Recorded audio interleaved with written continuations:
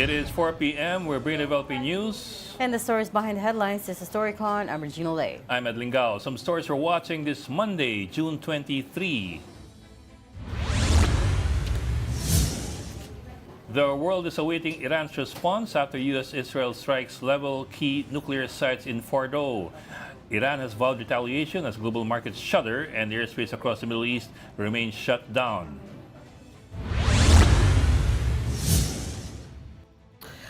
Tehran's parliament is now backing a measure to close the Strait of Hormuz, a critical waterway through which nearly 20% of global oil shipments pass. However, the decision would still require final approval from the Supreme National Security Council, which is overseen by an official appointed by the supreme leader of Iran, Ayatollah Ali Khamenei. Because of all the conflicts, the Philippine government has raised alert level 3 over Israel and Iran, urging voluntary repatriation. At least 250 Filipinos in Israel have so far requested evacuation, with 26 of them already evacuated through Jordan and Turkmenistan and were received by Migrant Workers Secretary Hans Kakdak. Elsewhere in the Middle East, Saudi Arabia, Kuwait, and Bahrain have activated emergency plans and boosted security in anticipation of an Iranian response. In the U.S., Homeland Security warned of a heightened threat environment amid reports of low-level cyber attacks and rising fears of possible retaliatory violence. In the UK, British Airways have cancelled all flights today from London Heathrow to Dubai and Doha, while flight operations to the United Arab Emirates and Qatar remain under review. And Director Rino Abad of the DOE's Oil Industry Management Bureau says there is no problem with the Philippines' oil supply at the moment. What's pushing the spikes in fuel prices so far are speculations on the impact of possible disruptions because of the Middle East conflict. Tomorrow, June 24, a big-time oil price hike will be in effect, with increases ranging from 2 pesos and 50 centavos to as much as almost 5 pesos per liter for gasoline. And joining us in a bit will be Storycon's resident political heckler, Ronald Llamas, who's stuck in traffic. Ang lakas ng buhos ng ulan kanina, pero at least tumigil na ngayon. But, Ami Paminton still out. She still is out. Strangely enough, wala naman forecast na tropical depression. It was just supposed to be habagat. Sabi ng Pag-asa, there was a low chance of the LPA developing into a tropical depression, and yet malakas kanina. Malakas talaga. Yeah, nagulat. Actually, some of the screens flickered kanina nung nag-thunder. Some of the... Akala mo bombing. Oh, pero usog. Okay, a lot of big stories ako over the weekend. Isa lang ang big story right now, which is what has the world come to. But to update that first story, actually, Iran has responded to the strikes by the U.S., with Iran threatening. By the U.S., it's been a while since they attacked Iran. Oh,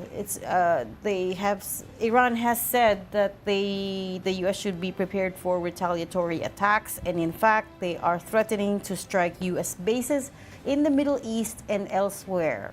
Obviously, we don't know at this point which bases they're talking about, but the advisor to Iran's supreme leader, Ayatollah Ali Khamenei, his name is Ali Akbar Velayati, has already made public the Iranian response to the U.S. missile strikes over the weekend.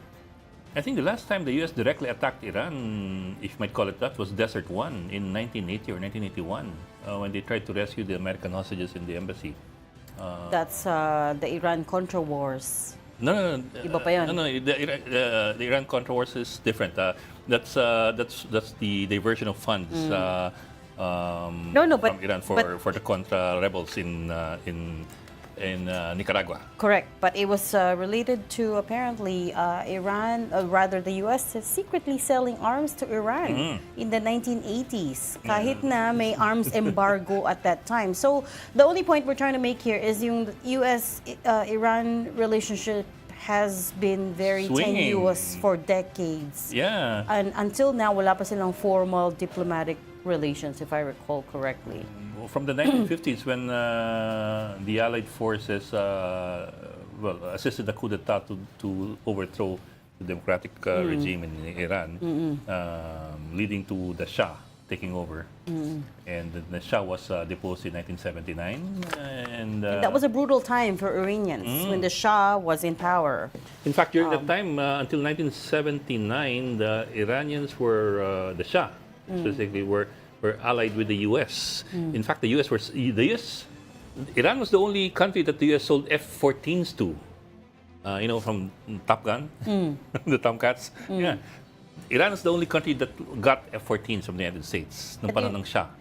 In fact, they had several more F-14s left over from that time. They've been trying to keep them alive until Israel started bombing them last week. I think they got the last two. It's a very strange relationship, isn't it? Parang it's a love-hate. It's very tenuous. Yeah. Like we said. And F-5s as well. The Israelis also bombed the F-5 Freedom Fighter jets that the U.S. had provided the Shah. So it's funny that Israel was using U.S. bombs to destroy U.S. supplied weapons to the Iranians from way back in the 1970s. Let's also not forget that just a few days before this massive missile strike, the U.S. was saying that Iran was signaling that it was ready to come back to the negotiating table. Tapos biglang this erupted over the weekend. So just to quickly recap, tatlong nuclear sites in Iran were struck. That's Natanz, Isfahan, and Fordo. Fordo is a really critical one. That's allegedly the site of a fuel enrichment underground site in Iran. The U.S. deployed 6 bunker buster, the so-called bunker buster bombs, to target Fordo. They sent 7 B-2s to let loose 14 GBU-57 bunker busters. Ito yung MOPs, what they call the MOPs, which is the massive mother of all. Mother of all. We can't say the word. It is basically the mother of all bombs. That's why it's bunker buster, kasi it's supposed to hit underground. Pero it has a hardened casing that enables it to penetrate up to 60 meters of concrete. I hate to make the comparison, but if you watched Top Gun Maverick, the plot there, except for the fact that it's in a valley, the plot there is more or less the same. It's an underground uranium enrichment Maverick site. or the last? Maverick is the last one. Hindi. Maverick is the last one. Maverick was the one before the recent one. No, that's Top Gun was the first one. Oh, Top Gun Maverick is Mission Impossible. You're right. year's. Maverick, Top Gun Maverick. That's right. Pero yun yung plot nga, correct. Uranium enrichment plant that is online, that is underground. They had to strike it using, using F-18s. So these B-2 stealth jets. The bombers. Flew 18 hours in the middle of the night to strike these Iranian nuclear sites. And I have to say, though, it seems the jury is still out on whether there has been extensive damage. Of course, the U.S. side says, President Donald Trump says they obliterated the nuclear sites and that these sites have suffered severe damage, in his words. But there have been also satellite images released by news agencies like Reuters that these satellite images are provided by a company called Maxar Technologies. I don't know if we have those satellite images, pero parang hindi klaro. So for instance, in Fordo, there is a site support building that seems undamaged. The side of the mountain looks like, yes, there were plumes of smoke and the entrances were damaged. Pero yung site support building itself still seems like it's standing. So warning though, Trump tends to use hyperbole. No kidding. Much like. So anyway. Much like. I will not complete it.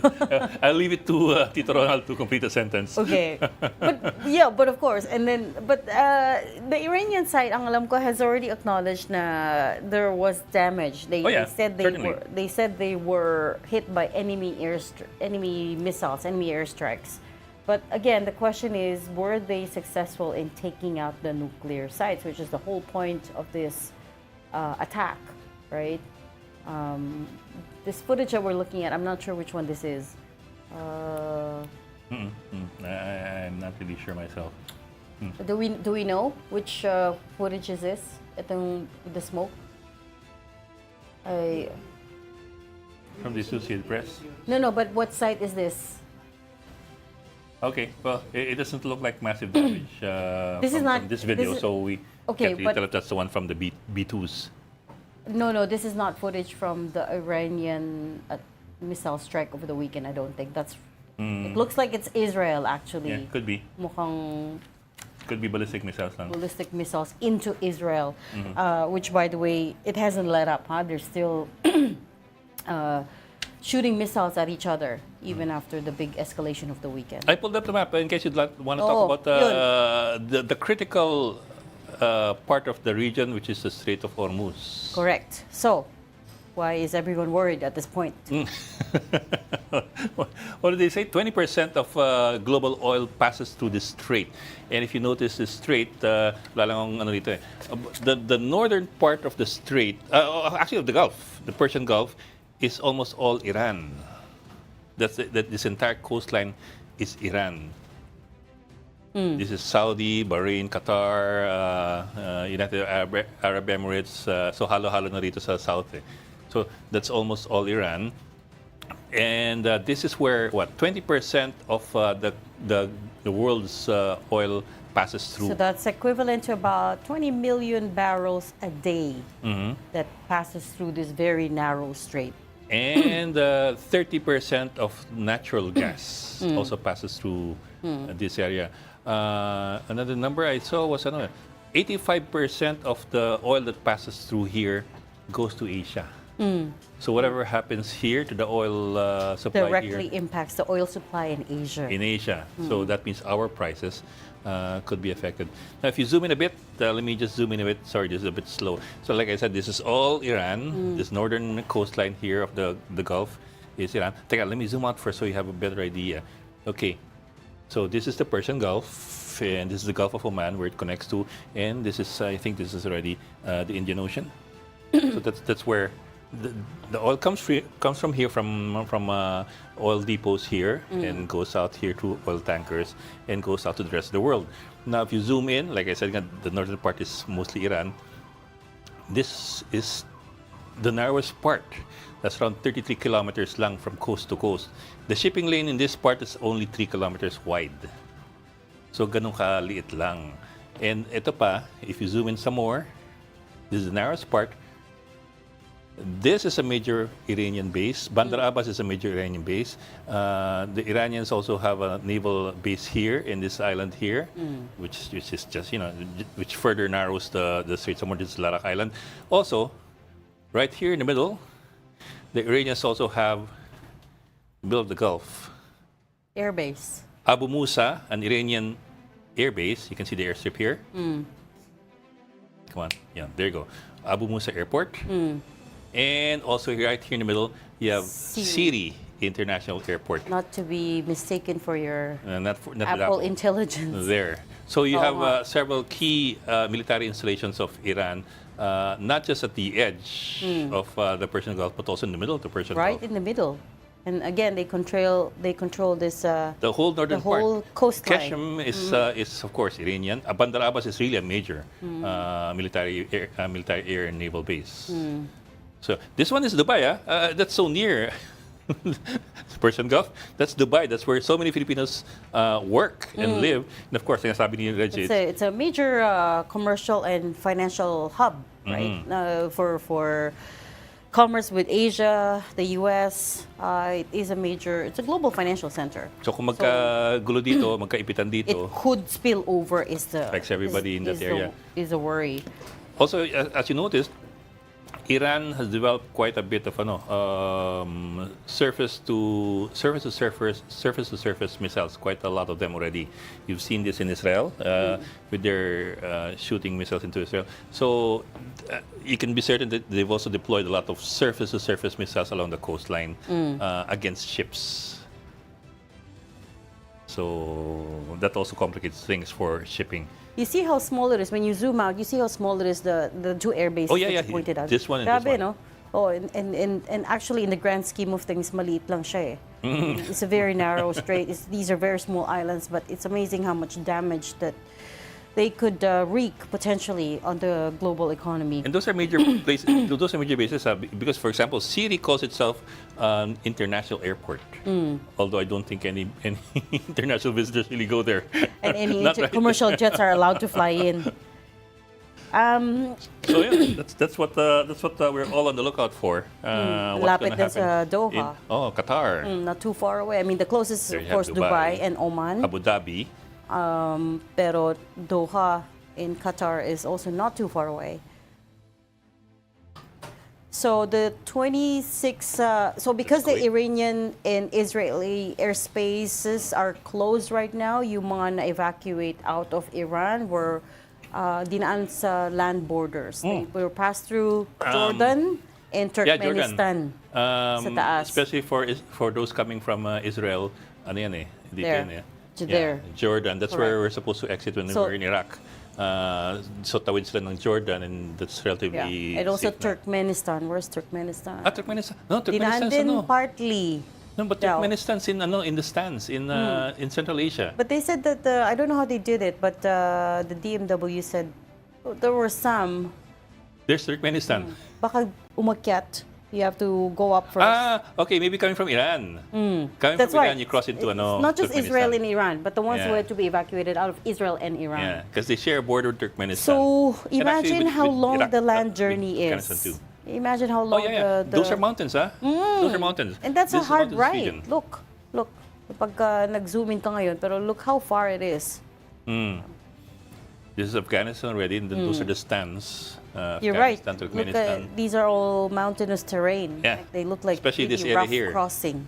So it would have been a really challenging journey for them, I imagine. But you can also see how big Iran is. Oh, this is Fordo.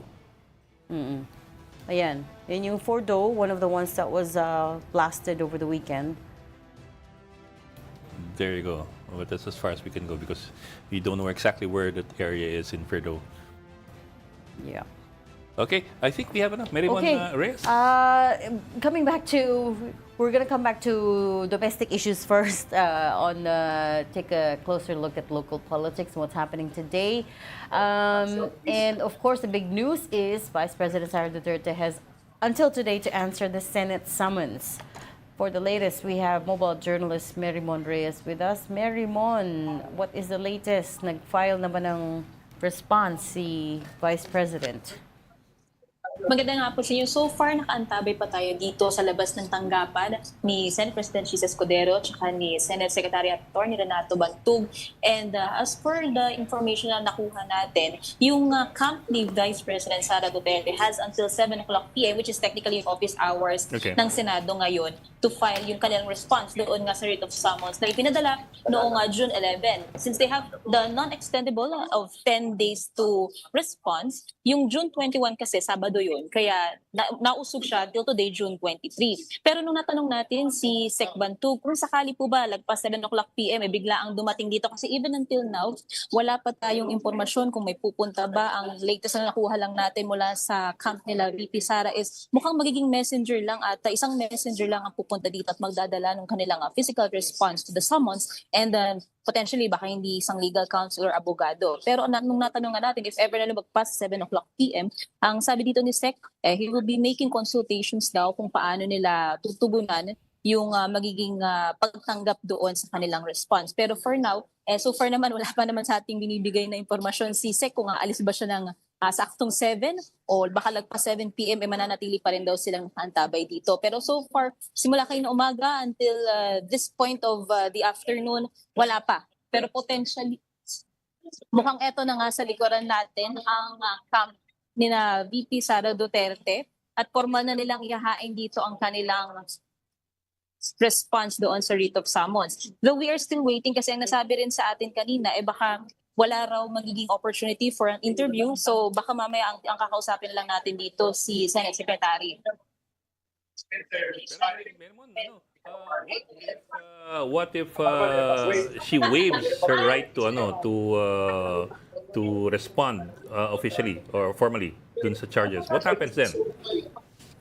Actually, ang sabi ni Sec Bantog dyan, kung sakali naman, if hindi magpa-file ng response itong sina VP Sara, it will not affect the impeachment proceedings. It will continue even yung trial. Though, potentially, baka magkaroon lang ng epekto ito mula doon sa side nila VP Sara bilang on the defense. Kasi nga, dito, mangyayari, hindi sila nag-file ng kalang response. So, ang magagawa na lamang nila pagdating doon sa trial ay yung cross-examination ng prosecutors' evidences. They can also present their evidences. Pero yun nga, ang nasabi rin kasi dito ng ilan sa mga nakakapanayam natin, halimbawa sila former Justice Antonio Carpio, naniniwala naman daw sila na magpa-file until the very last day, until siguro the last minute of this day, itong camp ni VP Sara ng response. If not, it might work against her.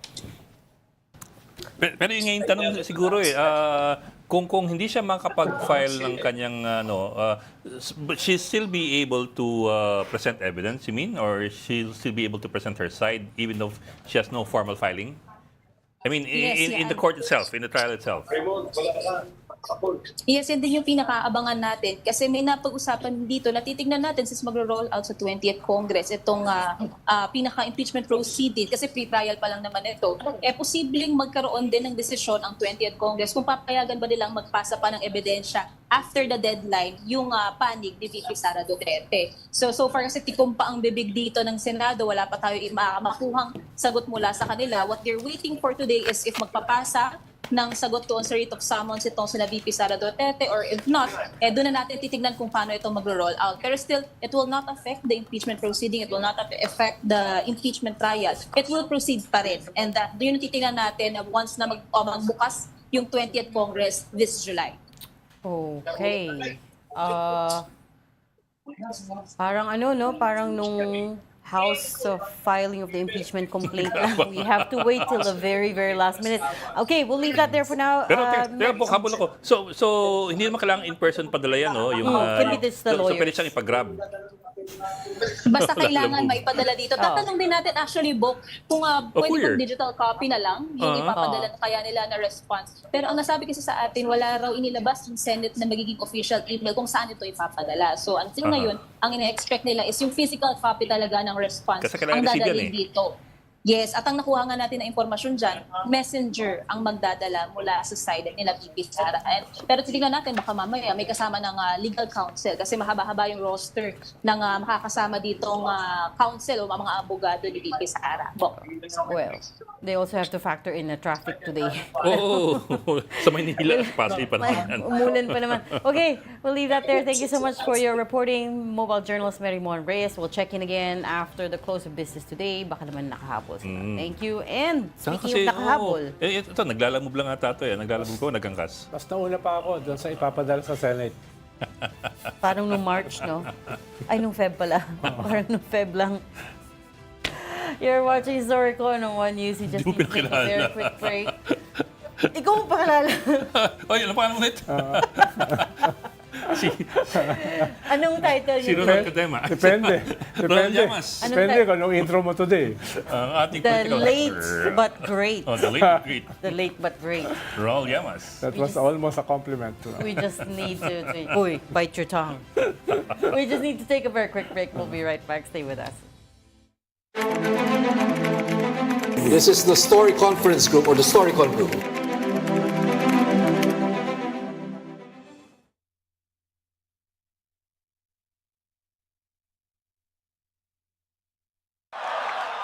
Lahat po ng mapapanood ninyo sa susunod na mga eksena ay fake. Tandaan nyo po yan. Ngayon, sobrang dali na gumawa ng fake na video. Muka, boses, pwedeng gayahin.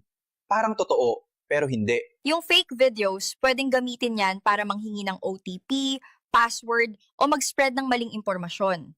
Gaya nito. Bro, legit to. High return in just 3 months. Wala kang gagawin. Oh, boss, bayad ka. Minimum lang 50,000, may 100,000 ka na bukas. Oops, fake lahat to. Pati kami FAK. Nanalo ako, pero kailangan daw ng 1,000 pesos, tsaka OTP. Anong OTP?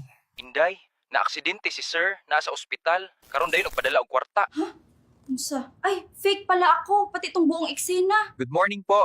May promo tayo ngayon. Tataasan natin ang credit limit ninyo. Alright. Pakisend po ng picture ng credit card nyo. Oops. Fake to. Ingat tayong lahat sa fake. Gaya namin. Lahat kami dito fake. Pakipadala ng email address at phone number. Oops, fake ako. Sorry, tita. Fake ako. Ow, I miss you. Sorry. Fake kami. Gagawa ko ng batas na lahat ng senior high school students kailangan mag-necktie. Bakit po necktie, sir? Sa ikauunlad ng bayan, neckties ang kailangan. Ay, fake pala ako, pati itong press con. Fake news and fake videos will become an even bigger problem. Pati lahat ito fake. Ang nakakagulat, sobrang dali na gumawa ng video gamit ang AI. Sobrang galing na nito at gagaling pa. Ang good news, mukhang mas madaling gumawa ng AI-generated video kesa magpaloko, kahit gano'ng kagaling pa yan. Lalo na kaming mga kabataan ngayon, hindi na kami basta-basta maluloko. Hindi mo kami maluloko, AI. Gayunpaman, there are people we care about who can fall for this.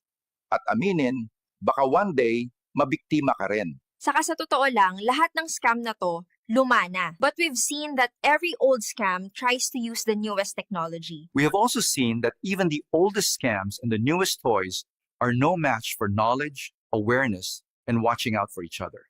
Kaya let's be aware. Magtulungan tayo na maintindihan ng bawat isa ang mga nakikita at napapanood natin. Uulitin ko lang ha, ang lahat ng nakita nyo, fake. Walang totoong tao dito. Pati ako fake. Okay, thanks, bye. Lahat po ng mapapanood ninyo sa susunod na mga eksena ay fake. Tandaan nyo po yan. Ngayon, sobrang dali na gumawa ng fake na video. Muka, boses, pwedeng gayahin. Parang totoo, pero hindi. Yung fake videos, pwedeng gamitin yan para manghingi ng OTP, password, o mag-spread ng maling impormasyon. Gaya nito. Bro, legit to. High return in just 3 months. Wala kang gagawin. Oh, boss, bayad ka. Minimum lang 50,000, may 100,000 ka na bukas. Oops, fake lahat to. Pati kami FAK. Nanalo ako. Pero kailangan daw ng 1,000 pesos. Tsaka OTP. Anong OTP? Inday, na-aksidente si sir. Nasa ospital. Karon dayon nagpadala og kwarta. Unsa? Ay, fake pala ako, pati itong buong eksena. Good morning po. May promo tayo ngayon. Tataasan natin ang credit limit ninyo. Alright. Pakisend po ng picture ng credit card nyo. Oops. Fake to. Ingat tayong lahat sa fake. Gaya namin. Lahat kami dito fake. Pakipadala ng email address at phone number. Oops, fake ako. Sorry, tita. Fake ako. Ow, I miss you. Sorry. Fake kami. Gagawa ko ng batas na lahat ng senior high school students kailangan mag-necktie. Bakit po necktie, sir? Sa ikauunlad ng bayan, neckties ang kailangan. Ay, fake pala ako, pati itong press con. Fake news and fake videos will become an even bigger problem. Pati lahat ito fake. Ang nakakagulat, sobrang dali na gumawa ng video gamit ang AI. Sobrang galing na nito at gagaling pa. Ang good news, mukhang mas madaling gumawa ng AI-generated video kesa magpaloko, kahit gano'ng kagaling pa yan. Lalo na kaming mga kabataan ngayon, hindi na kami basta-basta maluloko. Hindi mo kami maluloko, AI. Gayunpaman, there are people we care about who can fall for this.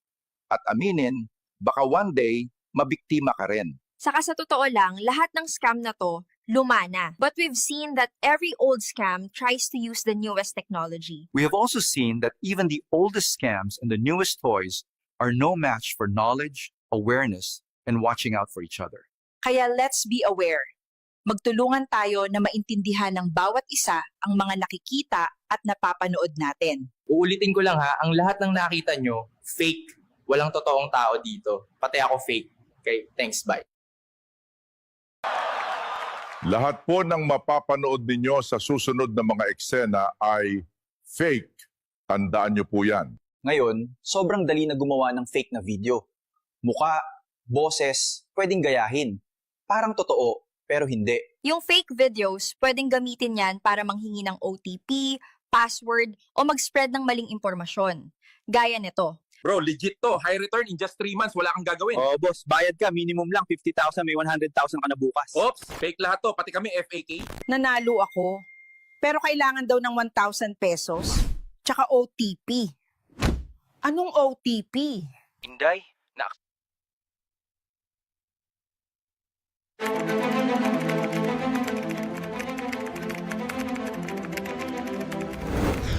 We've got developing news and the stories behind the headlines. Welcome back to Storycon, the Story Conference. I'm Ed Lingao. I'm Regina Lay, still with us, now with us, I should say, Ronald Llamas. And my prompter says pambansang political heckler. pundit, but according to Ed, heckler. PPH. Mas okay sa akin yung kay Ed. Mas babagay ka naman sa'yo. Ang tingin mo nangyayari? Saan? Sa Middle East, sa mundo? Alamang sa love life mo. We don't have enough time for that. Walang nangyayari. Middle East. Nakita ko kasi yung speech ni Vice President Sara sa Australia na dapat daw manatili tayo sa gitna itong mga global power struggle na ito. No? Ba't tayo kumikili papunta sa US? No? Dito sa away na ito. Baka madamay pa tayo. Dito Was she referring to Middle East or she was referring to West Philippines Sea in general? Okay. Binanggit na specifically ang Iran. Huwag tayo maging province ng US. Binanggit na itong South China Sea. Sana nga binanggit niya West Philippine Sea dahil yun yung ating tawag sa ating sariling teritoryo. Okay naman yun. Talaga namang masaya na maiiwan sa gitna. No? Pero pag ikaw ay ini-invade na, no? Mahirap manatili sa gitna. Lalo na kung nagtatayo Sino nag-invade kanina? Sa Pilipinas. Oh, is it an invasion? I think that's a pretty strong word. You mean it's a West Philippine Sea? Oh. Well, it's harassment. Is it an invasion? I mean, we also shouldn't be alarmist about it. Okay. Actually, nagbanggit niyan si Gibo Chodoro, saka si Executive Secretary Bersamin. Okay. Ikalawa, may guest tayo. Ipas mo natin ang guest. Panghuli lang, teritoryo natin yung tinayuan ng artificial islands. You're talking about artificial islands. The building of artificial islands. Yeah. Okay, but anyway, sorry, we'll come back to that conversation later. First guest this Monday is the former Dean of the UP Asian Center, Dr. Generito Sevilla Jr. Welcome to Storycon. Dr. Sevilla, thanks for... Magandang hapon sa inyong lahat. Kumusta po kayo? Doctor, thank you for joining us. Good afternoon, Dean.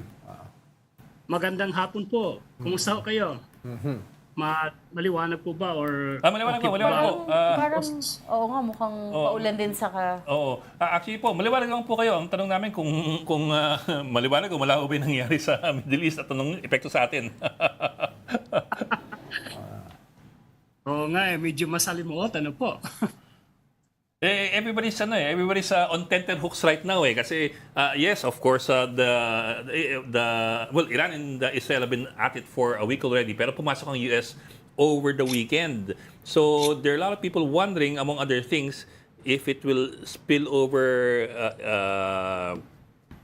to us in terms of the economy, in terms of international relations, also even in terms of military activity. For example, is it possible that us having EDCA sites here, maging target din tayo, among other things? So malaki po ang potential na magkakaroon ng problema at magkakaroon ng negative impact nito sa relasyon ng mga bansa, particularly those who are siding with the United States at saka yung nagsaside sa Iran. So that's in the aspect of geopolitics, but beyond this also is the geoeconomic implication of the US unilateral attack doon sa Iran na po. Antabayan po natin kung ano mangyayari, but can speak about the possibility of implications pagdating dito sa aspeto ng ekonomiya at aspeto ng geopolitics. Well, Doc, Dean, we're looking kasi at the Strait of Hormuz kanina. We were looking at the strait and 85% of the oil that passes there goes to Asia. In other words, kung magkaroon ng constriction doon sa supply ng langis na dumadaan doon, tayo talagang tatamaan. Isa po to ay sa maapektuhan yan sapagkat ang sabi mo nga, binigkas mo kung ano ang percentage na dumadaan sa Strait of Hormuz. Mula sa 6 na littoral states na nakikita natin sa GCC, kasama dyan yung Saudi Arabia, na siya yung pinakamalaking nag-export ng langis. And then we have Iraq, we have Qatar, isa sa mga pangunahing nag-export ng gas, including Iran, the United Arab Emirates, Bahrain, and Oman. So simply, tayo sa Pilipinas ay nag-i-import ng langis na ito, posibleng maapektuhan tayo. But this is not the impact is not just in terms of bilateral, no. Malaki rin po ang negative na magiging impact nito sa mga both consumers at saka exporting countries. So isa dito siguro ang pag-uusapan natin kung ito ba ay may impact doon sa pagtaas, no, sa oil price volatility or oil price hike, given that majority of the oil supply, including gas, are actually coming from these 6 littoral countries in the GCC, and it is the Strait of Hormuz ang siyang pinakadinadaanan nito, no? na daluyan ng pag-transport ng mahalagang commodity na ito. Pero di ba, Dean, historically ay naisara na rin ito several times dahil nga dito sa conflicts sa Middle East. At parang itong pangyayaring ito ay parang hindi naman nangyari overnight. Nakita na natin yung escalation ng Israel sa Gaza, yung escalation ng US sa Yemen, yung escalation ng Israel sa Lebanon, at of course, yung intensifying conflict sa Syria nung bumagsak yung Assad regime. So, hindi naman talaga nawala yung tensions at saka conflicts dito sa rehiyon na ito. Ngayon lang ay may scaling up. At itong threat ng Iranian parliament na isara yung Strait of Hormuz is the latest in a long-standing tension dito sa rehiyon na ito. Siguro ang tanong din ay ano yung naiiba ngayon at dun sa nakaraan? Dati kasi naglagay ng mga aquatic mines ang Iran sa Strait of Hormuz. No? It took a long time at millions of dollars para matanggal yon. Ngayon yata, ang threat nila ay mga warships mismo ang magsasara. So, anong naiiba ngayon, Dean? May mga experience po tayo, no, ng tension in the past na kung saan ang Strait of Hormuz ay exposed dito sa vulnerability na ito, no. For example, we can speak about the 1980s the tanker wars, no, na kung saan lalaban-laban ang Iran at saka yung Iraq, no, sa gera na ito, the Iraqi imposed war sa Iran na naglasted for 8 years, ano po. So hindi ito something na ngayon lang, no. So in the past mayroon ring mga nangyayaring ganitong ano. But the most important thing I think is who dominate yung pagkokontrol ng Strait of Hormuz na ito at gaano kalawak ang magiging posibleng danger kung ito ay close ng Iran, for example, no, because this is a strait wherein 33 kilometers lang yata ang pagitan between Oman at saka Iran po. At kung napapansin nyo, gaya ng binanggit mo, ang parliament po ng Iran ay nag-approve na ng closure ng Strait of Hormuz. Pero ang final na magde-decide po dito sa pagko-close na ito ay probably the supreme leaders, no? The supreme leader of Iran na kung saan siya yung pinaka-ultimate, pinaka-supreme na magde-decide whether or not to close the Strait of Hormuz. But beyond this is also for Iran to calculate kung ano ang magiging damage nito sa kanyang ekonomiya, no? In terms of capability, military capability, I'm sure in the past years pinaghandaan ito ng Iran na i-secure ang kanyang territory against possible attack from potential threats coming from the region. So ito yung mga bagay na pwede nating tingnan. But if I go back to your question, I think ang isa sa mga bago dito is kung gaano kalawak ang posibleng maging implikasyon nito kung ang pagpasok ng Amerika ay rerespondihan ng Iran, no? At madadrag yung ibang mga regional powers as well as international powers dito sa area na ito, given the strategic value attached to the Strait of Hormuz to the world economy. You're absolutely right, Prof. I think it may drag other superpowers into this conflict, and we're starting to see a little bit of that because the U.S. has called on China to try to talk to Iran to convince Iran Not to from shut down. closing the Strait of Hormuz. Bakit China? Because China is the biggest recipient of Iranian oil. So they are the biggest market for, they could very well do just a bilateral trade deal between themselves. I don't know. But yeah, I think there are two reasons. But the point there, and China's response, by the way, said they responded to that saying the U.S. has violated Iranian sovereignty and exacerbated tension. So in this picture, medyo magulo na, no? Pero China is also hitting the U.S. So how do you see this playing out? Two points. Number one is that China is actually benefiting from the Iranian oil. No, I think 90% of Iran export goes to China. And this is in spite of the unilateral sanction of the United States on Iranian oil industry. Second, China is a friend of Iran. No, so these two important considerations need to be reconsidered when we try to analyze why China may get involved into this kind of conflict. No, so and besides, China is also trading with other major littoral states in the GCC region, and it is for China stability is very important. So tama sinasabi ng China, bakit kami ang kinukonsultan nyo when you were actually attacking Iran, no? When diplomacy could be the alternative, a tool instead of military action. No? So bakit ngayon pa? No, parang ganun eh. At saka din, di ba, kailangan natin maunawaan na Iran is a theocratic state na hindi ito yung katulad ng mga ibang mga estado. No, yung politika at saka yung relihiyon ay practically nagsama. They are one and the same. Dun sa kanilang estado, practically. No? At ikalawa ay hindi bago itong pag-isolate sa kanila ng Amerika. May global embargo ang Amerika sa Iran. Kaya yung kanilang hirap na nararanasan ngayon ay hindi rin bago. Kaya pag itinulak mo sila sa isang zero-sum game, delikado. Ibig sabihin ng zero-sum game na nothing to lose ang Iran. Lalo na nung nilusob sila ng Israel. At ngayon ay tinulungan ng Amerika ang Israel para lusubin sila. No? Kaya yun yung medyo nagbabago in terms of intensity. Dahil yung Iran is also a regional power.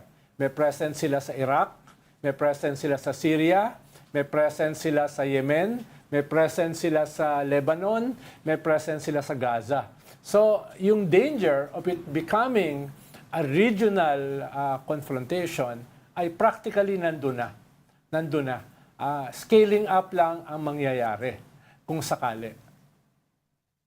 Totoo po yan. Kung titingnan natin sa kasaysayan, isa sa mga dahilan kung bakit nagkaroon ng revolution sa Iran in 1979 was because of the experience of the Iranian nation from the Western imperialism. Yun ang sinasabi nila.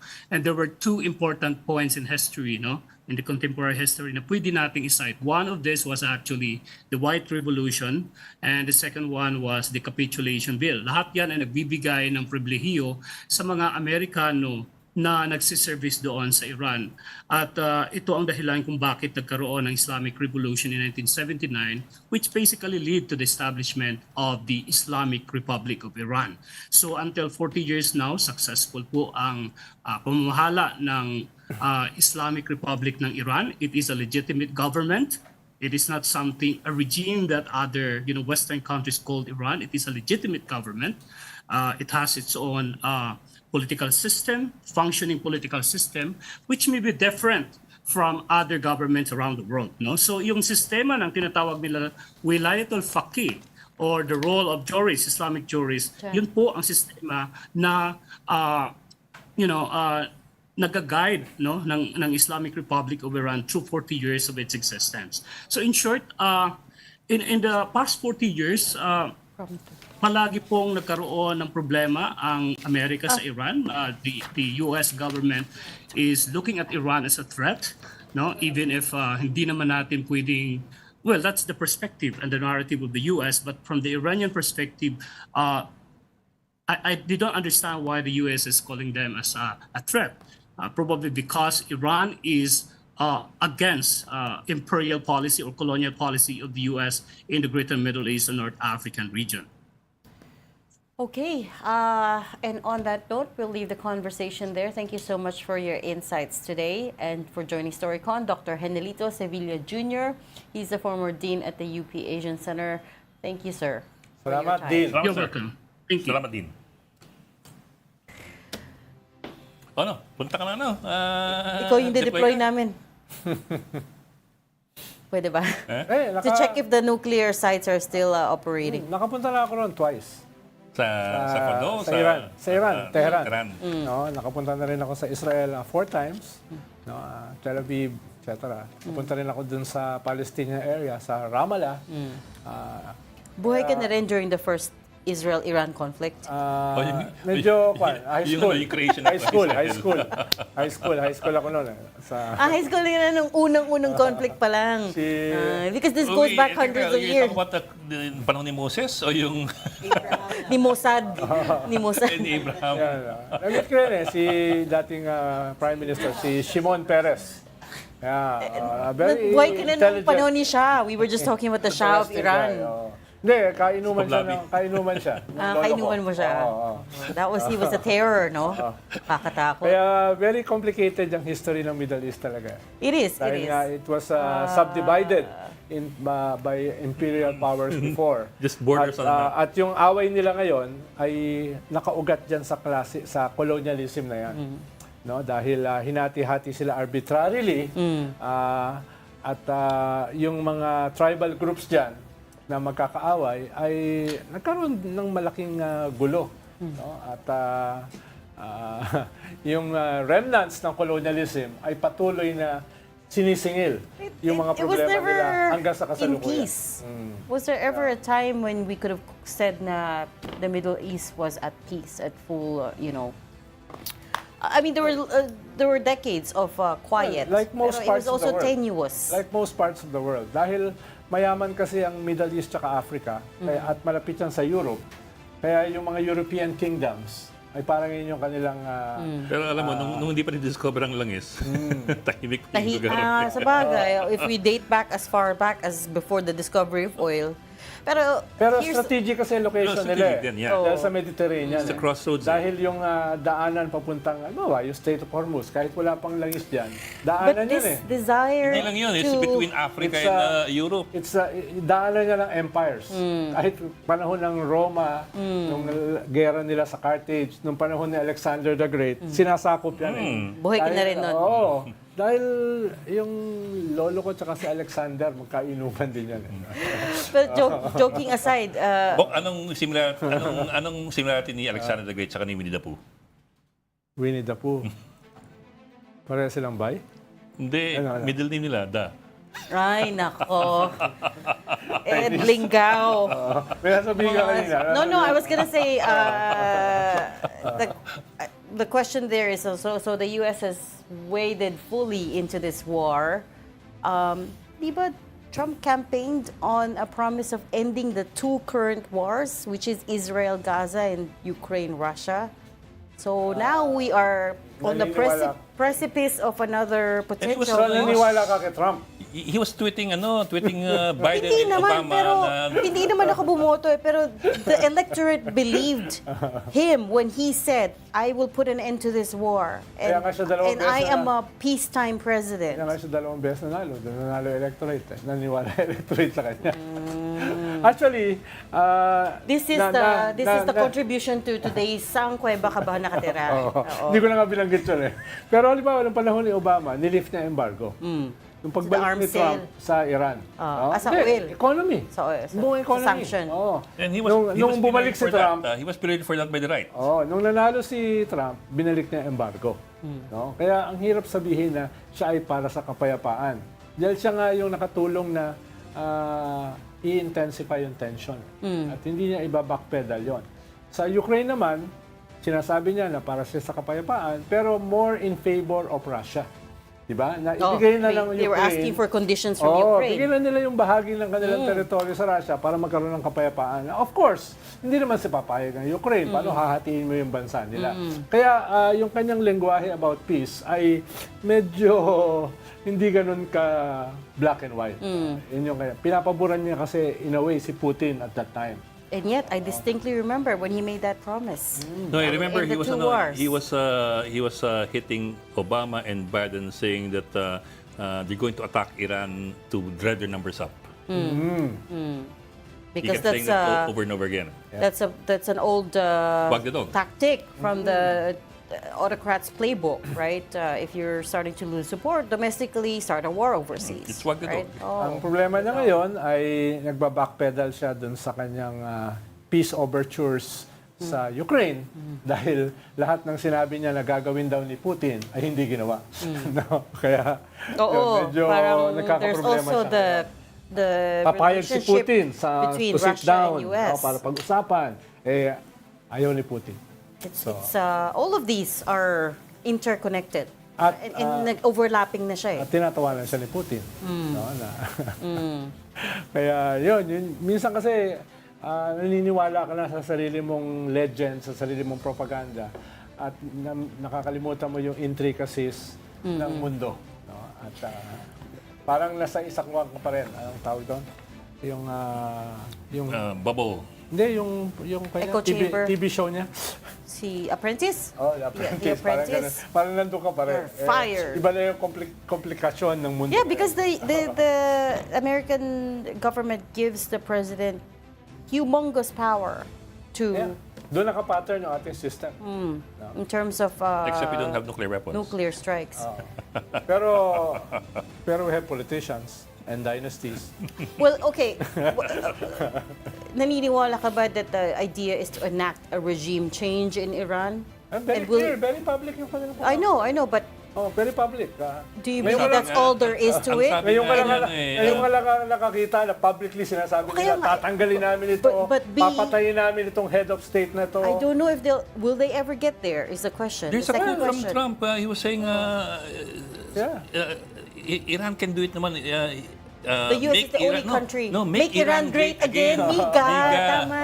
Nag-post siya sa Truth Social. Miga. Pero very public ang Israel. I know, but... Tatanggalin nila sa Khamenei by any means. No? At ang inamin ni Trump na capable ang US na patayin si Khamenei. Imagine mo yung ganung exchange in the modern world. No? Exactly. Ipapapatay mo isang heads of state. Under a president that promised to be a peacetime president. Yun ang problema ng Europe ngayon. Dahil ang tingin nila, empire strikes back. No, yung mga empire na dati ay nag-atrasa na para multilateralism, no, UN, EU. Ngayon, yung UN at saka EU ang umaatras. At itong mga empires na ito are back, supporting autocratic and dictatorial regimes. Kaya nagbabago yung mundo eh. Even yung arms spending ngayon ay halos lampasan na ang development spending. 15 trillion ang development spending. Ang arms spending is 12 to 13 trillion. May rollback in development spending around the world. Ito yung highest na expense sa military sa kasaysayan ng mundo. Speaking of, I shared it to the other editors earlier. There was a Nikkei article saying that Pentagon wants Asian allies to raise their defense spending to 5% of GDP. Mukhang pressure rin din nila yung Asian allies, just like they did with Europe, to raise the defense spending. I don't know how we're gonna... Imposible sa Pilipinas yun. I don't know how we're gonna be able to... Imposible dahil babawasan mo ang ayuda. O kaya nga. But, so, yun yung problem. I don't Pwede know. mo gawin dyan, ibaba mo yung GDP natin. Baba na lang. Bawasan mo na lahat, wag lang ayuda. Ano ka ba? Sangkweba ka na naman nakatira. That is the conversation. Ibaba na ng GDP. Baba na lang. That's the conversation for another day. That's all the time we have for Storycon today. Thanks so much for joining us. Ronald Llamas, our resident political pundit. Join us again tomorrow, 4 p.m. for Storycon. I'm Regina Lay. I'm Edwin. May pundit. We called you back. Ay, heckler, sorry. Heckler. Yeah, that's offensive. Goodbye ka na. I'm Edwin. We want you so sides all the time. This is the Story Conference Group or the Storycon Group.